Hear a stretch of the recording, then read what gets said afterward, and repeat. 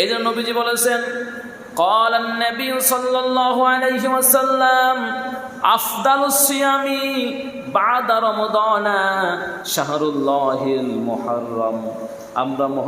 আমরা রমজান মাসে রোজা রাখছি 30টা। এটা আল্লাহ পাকের ফরজ বিধান, এটা আল্লাহ পাক আমাদেরকে ফরজ করে দিয়েছেন।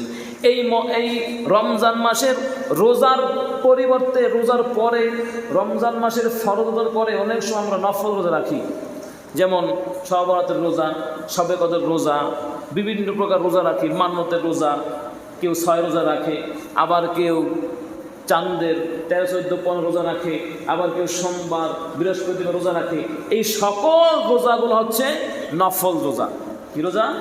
নফল রোজা।